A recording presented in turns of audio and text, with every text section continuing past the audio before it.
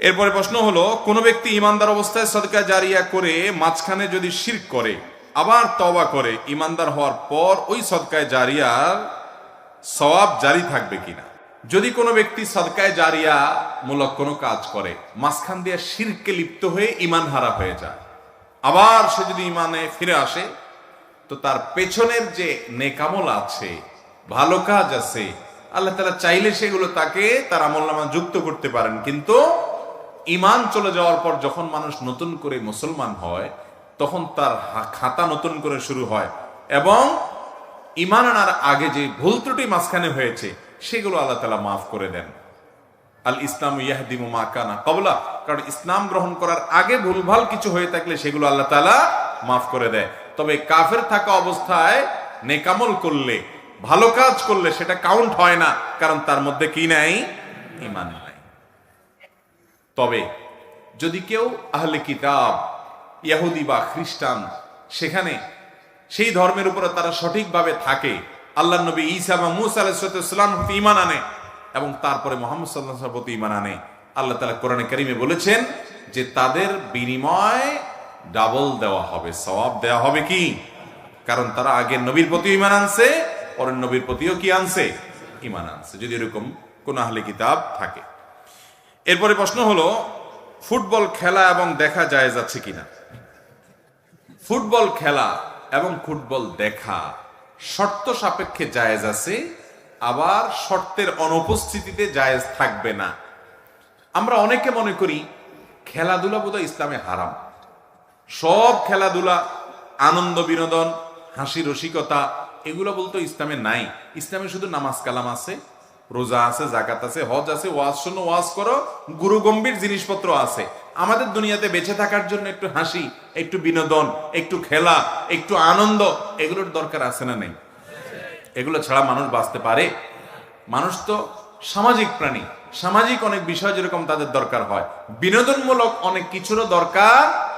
সেই বিনোদনের সকল ব্যবস্থা ইসলামে আছে।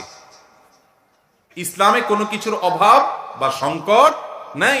মুসলমান যথেষ্ট সমৃদ্ধ, অমুসলমানের কাছ থেকে ধার করে কোনো কালচার বা সংস্কৃতি আনার দরকার নেই। মুসলমানের নিজস্ব সংস্কৃতি স্বয়ং সম্পূর্ণ। যেমন আমাদের প্রিয় নবী সাল্লাল্লাহু আলাইহি ওয়াসাল্লাম, তিনি কবিতা আবৃত্তি করার জন্য অনুমতি দিতেন। তিনি নিজেও কবিতা আবৃত্তি করেছেন। খন্দকের যুদ্ধের সময়, পরীক্ষা খনন করার সময়, মসজিদে নববী নির্মাণের সময় এবং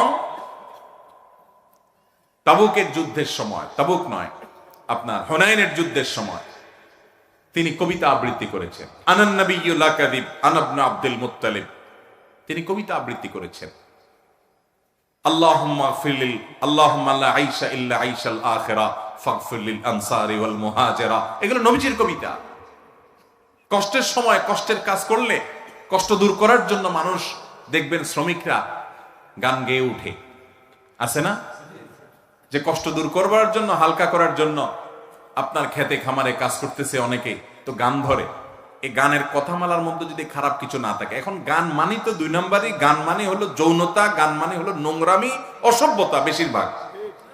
কিন্তু গানের কথামালার মধ্যে যদি আমার রবের প্রশংসা থাকে, মা বাবার জন্য স্মৃতিচারণমূলক গান হয়, নিজের দেশ অঞ্চলকে ঘিরে কোনো গান হয়, তাহলে সে গানে ইসলামে কোনো নিষেধাজ্ঞা নাই, যদি সেখানে মিউজিক্যাল ইনস্ট্রুমেন্ট ব্যবহার না হয়।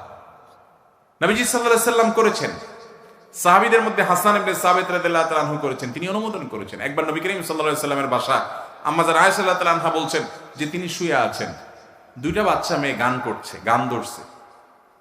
আবু বকর রাদিয়াল্লাহু তাআলা ঢুকে বলতেছে, আরে নবীজির ঘরে বসে গান, ধমক দিছে। নবী করিম সাল্লাল্লাহু আলাইহি ওয়াসাল্লাম উঠে এসে বলছেন, দাও হুমা, তাদেরকে গান গাইতে দাও। খালি গলায় গান গাচ্ছে, এখানে কোনো মিউজিক বাদ্যযন্ত্র নাই, গানের কথার ভিতরে খারাপ কিছু নাই। গজল মানে খোলা গলা, খালি গলার সঙ্গীত যেটাকে বলেন, যেখানে খারাপ কিছু নেই, সেটা তারা গাচ্ছে, কোনো অসুবিধা নেই। এখন গান তো মানেই হলো প্রেম প্রীতি। এখন গান মানেই কি? আর এই প্রেম প্রীতি নামে অবৈধ যত সম্পর্ক আছে, এগুলোর যত গান আছে, এগুলোও দেখেন, এগুলো মানুষকে আরো অশান্তিতে নিয়ে যায়, এগুলো শান্তি দিতে পারে না। এই জন্য প্রেম প্রীতির যত গান আছে দেখবেন, জ্বলে গেল রে, পুড়ে গেল রে, শেষ হয়ে গেলাম রে, মরে গেলাম রে, ওই কপাল পড়া আসলে শেষ হয়ে যায়, ধ্বংস হয়ে যায়, ওর দুনিয়া বরবাদ, আখেরাতও বরবাদ। কিন্তু আপনি যদি আল্লাহর প্রশংসায় গান গান, দেখবেন দিলটা ভালো লাগতেছে। আপনি যদি নবীর প্রশংসা, নবীর হামদ পড়েন, দেখবেন দিলটা ভালো লাগতেছে, আপনার মনটা ভালো লাগতেছে। এগুলো নিষেধ না, এই বিনোদন ইসলামে আছে। সেখানে মিউজিক থাকতে পারবে না, কথার মধ্যে গানের খারাপ কিছু থাকতে, ছেলেরা ছেলেদের মধ্যে গাইবে, মেয়েরা মেয়েদের মধ্যে গাইবে, বাচ্চারা যে কোনো জায়গায় গাইবে, বিয়ের অনুষ্ঠানে বিশেষ করে বাচ্চারা গাইবে, সেখানে মিউজিকের ব্যবহার থাকবে না। এখন তো আমরা মিউজিক দিয়ে ডেক সেট বাজাই, যেটা হারাম। ভাইরা আমার, খেলাধুলা হিসাবে ইসলামে নবী করিম সাল্লাল্লাহু আলাইহি সাল্লাম একবার এক বাজারে গেলেন, যায় দেখলেন দুই দল তারা শুটিং প্রতিযোগিতা করতেছে, তীর মারার কম্পিটিশন করতেছে দুই দল। নবী করিম সাল্লাল্লাহু আলাইহি সাল্লাম যে বললেন, আমি অমুক দলের পক্ষে আছি, দাও তোমরা খেলা চালাও।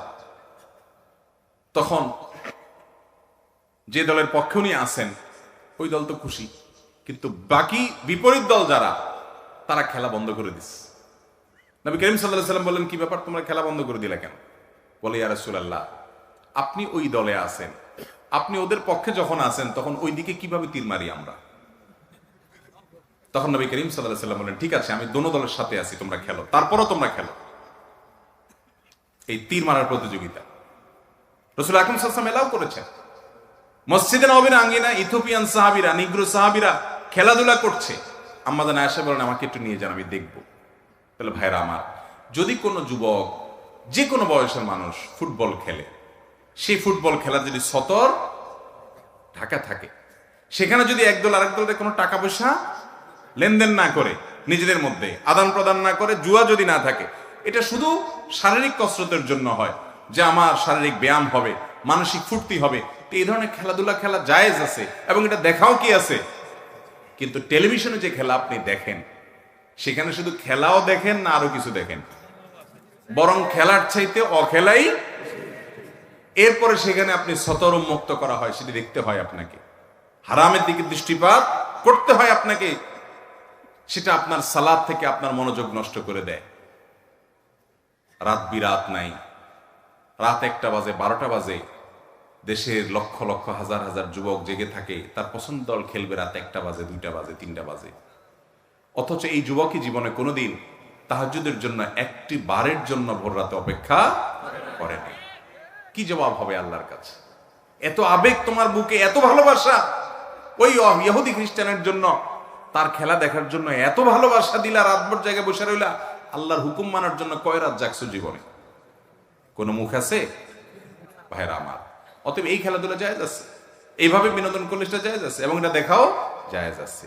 আমরা ইসলামটাকে শুষ্ক মনে না করি যে ইসলামে কোনো বিনোদন নাই, হাসি নাই, আনন্দ নাই, সবকিছু আছে ভাই, সবকিছু আছে। নবী করিম সাল্লাল্লাহু আলাইহি সাল্লাম কৌতুক করতেন, রসিকতা করতেন, কিন্তু রসিকতা করে মিথ্যা কথা বলতেন না। এখন তো যুবকরা কয়েকজন একসাথে হলে রসিকতা মানেই হলো সব 2 নম্বর কথা, খারাপ কথা, নোংরা কথা, বাজে কথা, বন্ধু বান্ধব মানেই হলো এটা। অথচ নবী করিম সাল্লাল্লাহু আলাইহি সাল্লাম একবার রসিকতা করে, মজা করে একজন সাহাবীকে বললেন, ও 2 কানওয়ালা, এদিকে আসো। ডাক দিয়েছেন কি বলে? 2 কানওয়ালা। তো 2 কান কান নাই, এটা বলে তিনি মজা করলেন, সবাই একটু আনন্দ পেলেন। তাহলে কথা দিয়ে কৌতুক করা যদি অসত্য না হয়, মিথ্যা না হয়, নবীজি মিথ্যা বলেন নাই, যা বলছেন সত্য, তার কান তো 2টাই আছে, কিন্তু মজা করলেন মাঝখান থেকে। ভাইরা আমার, অতএব এরকম আনন্দ বিনোদন করা কি আছে? তিনি একবার কোন এক সফরে আম্মা জান আয়েশা রাদিয়াল্লাহু তাআলা আনহা এবং অন্য সাহাবীরা সবাই ছিলেন, সবাইকে বললেন, সবাই দৌড়াদৌড়ি প্রতিযোগিতা করো, কম্পিটিশন করো, দৌড়াদৌড়ি, এটা এক ধরনের খেলা, দৌড়াদৌড়ি করো, কে আগে যেতে পারে, টার্গেট ঠিক করে দাও, রেসিং। এবং আয়েশা রাদিয়াল্লাহু তাআলাকে বললেন, আসো তুমি আমার সাথে কম্পিটিশন করো। তো একবার নবী করিম সাল্লাল্লাহু আলাইহি সাল্লাম আগায় গেছেন, আবার স্ত্রীকে জিতিয়ে দিয়েছেন, জিতে দিয়ে বলছেন, আগেরটার বিনিময়ে এটা কাটাকাটি। তাহলে বোঝা গেল এই খেলাধুলাগুলো ইসলামে আছে না নাই? যুবকরা কোথায় যাচ্ছি, কোথায় যাচ্ছি আমরা? অমুসলিমদের কাছ থেকে ধার করার দরকার নেই, আমার ইসলামের সবকিছুই আছে, শুধু অনুসরণ করা দরকার। আল্লাহ আমাদের বোঝার তৌফিক দান করেন। এরপরে প্রশ্ন হলো, জান্নাত 8টি নাকি জান্নাতের দরজা 8টি? ভাই, জান্নাতের 8টি দরজা, 8টি স্তর, এটাকে যদি জান্নাত 8টি বলা হয় তাতেও কোনো অসুবিধা, কারণ জান্নাত কোরআনে কারিমে বহু বচন ব্যবহার করা হয়েছে, জান্নাত সমূহ। অতএব জান্নাত 8টি বললে কোনো অসুবিধা নাই। যদিও জান্নাত 8টি মানে হলো জান্নাতের স্তর, জান্নাতের যে মর্যাদা, ক্লাস, দরজা, সেটা কি 8টি। অতএব এটাকে 8টি জান্নাত বললেও কোনো অসুবিধা। এটা নিয়ে অনেকে দেখবেন অযথা বিতর্ক করে। একজন আদর্শবান দাঈ ইলাল্লাহ কি কি ভূমিকা রাখতে পারে সংক্ষিপ্ত আকারে জানাবেন। যে ব্যক্তি আল্লাহর পথে আহ্বান করবে মানুষকে, যিনি আল্লাহর দিকে দাওয়াত দিবেন মানুষকে, তার কয়েকটা বৈশিষ্ট্যের ভিতরে 1 নম্বর হবে তিনি দাওয়াত দিবেন আল্লাহর জন্য। কার জন্য দাওয়াত দিবেন? ফেসবুকে দাওয়াত দিবেন আর লাইক কমেন্টের আশা করবেন, গুনবেন, বাহবার আশা করবেন, এই উদ্দেশ্যে দাওয়াত দিবেন, তাহলে সওয়াব হবে। লাইক কমেন্ট বেশি পাইছেন, মানুষের কাছে বেশি পৌঁছাইছে, এর জন্য খুশি হয়েছেন, এটা হতে পারে, এটা প্রাকৃতিক, এটা দোষের না। কিন্তু লাইক পাইলেই দাওয়াতি কাজ করবো, আর না হলে করব না। লাইকই আমার উদ্দেশ্য, কমেন্টই উদ্দেশ্য, ফেসবুক সেলিব্রিটি হওয়াই উদ্দেশ্য, তাহলে এই দাওয়াতটা আল্লাহর জন্য হলো না। আল্লাহর জন্য দাওয়াত দিতে হবে। এটা হলো দায়ীর প্রথম বৈশিষ্ট্য, যে আল্লাহর কাছ থেকে আমি বিনিময় চাই। ইন আজরিয়া ইল্লা আলাল্লাহ, আল্লাহ ছাড়া কারোর কাছ থেকে বিনিময় আশা করি না।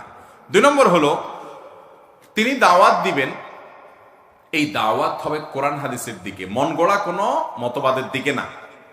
3 নম্বর হলো বিনয়ের সাথে দাওয়াত দিবেন, ভালো উত্তম আচরণের সাথে দাওয়াত দিবেন। আল্লাহ তাআলা মূসা এবং হারুন, 2 জন নবী, 2 জনই আপন ভাই, তাদেরকে বলছেন তোমরা যাও ফেরাউনের কাছে দাওয়াত দাও, ওয়াকুলা লাহু কাওলাল লাইয়িনা, এবং ফেরাউনকে নরম এবং কোমল কথা বললে দাওয়াত দিবে, শক্ত কথা বলবে না।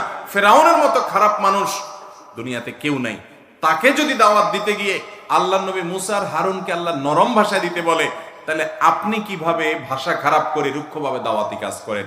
অনেকে দেখবেন ফেসবুকে, অনলাইনে, অফলাইনে ইসলাম প্রচারের নামে জেদ ঝাড়তেছে, ক্ষোভ ঝাড়তেছে, চিল্লাচিল্লি করে, মনে হচ্ছে যে উনি কারোর বিরুদ্ধে শত্রুতা করতেছে, তার ভিতরে নরমিয়ত নাই।